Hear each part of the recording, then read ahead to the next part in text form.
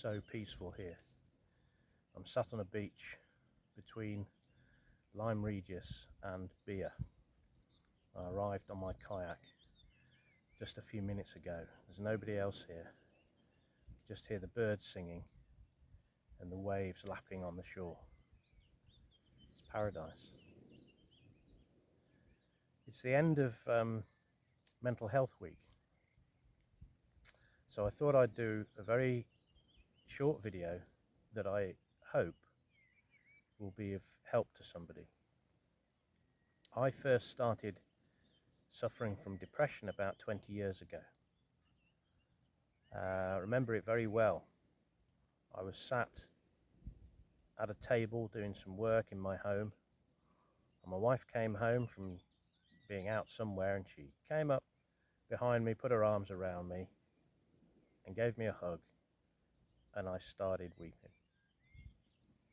And that's when all the pent-up emotion, the feelings of frustration, the feelings of anxiety, all came out. I've been holding them in for so long, as men do, and it all came out.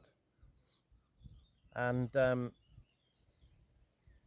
thanks to the support of my wife and my family and my GP, friends, I have been able to battle along and battle through it. And I know everybody who suffers from depression, anxiety, mental health issues has a different journey.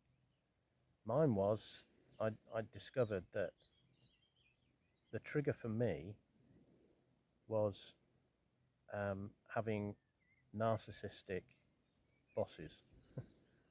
I work in the charity sector, and so I expected other people who worked in the charity sector to have their focus on people and helping people. But it came as quite a shock, really, when I met managers who were really in it for themselves and were gaslighting and making me feel like everything was my fault if it didn't go well, but taking all the glory for themselves when it went well. And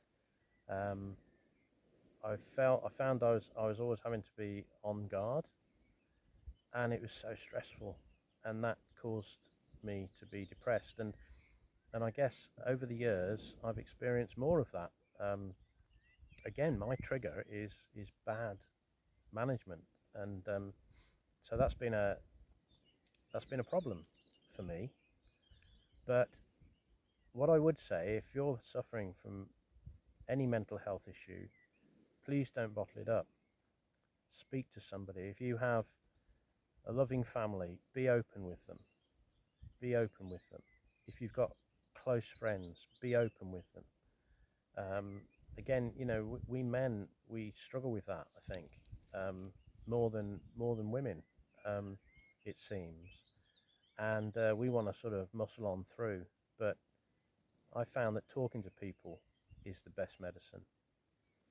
And also finding out what de-stresses you. The people that I know who suffer from mental health issues, depression, are the most unlikely people. They're gregarious, they're outgoing, they're fun, they're always the centre of attention at the party. But that is often a way of hiding deeper issues. And I found that, yeah, many people who suffer